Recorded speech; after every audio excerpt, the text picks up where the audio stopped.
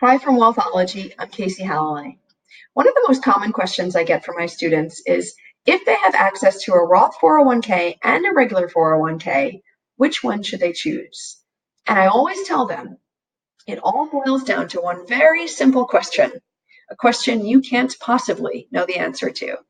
Let me explain what I mean. Take these two people. The woman on the left will contribute to a regular 401k, putting money away pre-tax. The man on the right will contribute to a Roth 401k, putting money away after tax. Let's say they both put in $10,000 worth of earnings into this account every single year from the age of 23 to 65. If she does this, putting $10,000 away every year and earns a 7% return on this money, she would expect to accumulate something like $2.5 million in her account by the time she retired. If he puts $10,000 of earnings into his account, but pays taxes on it first, and we'll say he's in the 30% tax bracket, his $10,000 of earnings will look like $7,000 of contributions after he's paid income tax on them.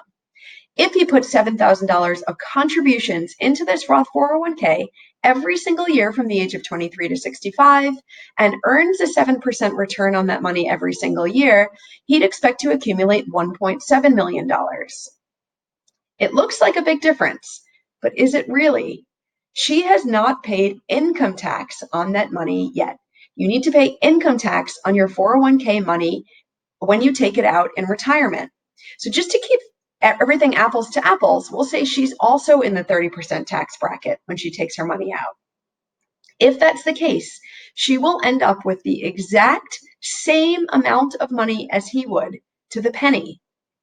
The one question you must ask yourself to determine if a Roth or a regular 401k is right for you, which is a question you can't possibly know the answer to, is, are your taxes going to be higher or lower in retirement than they are now?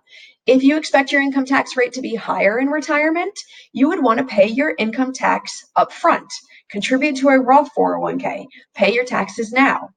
If you expect your taxes to be lower in retirement than they are now, pay your taxes later when you expect them to be lower. That's the only question you need to ask yourself. Simple, but impossible. Thanks for watching.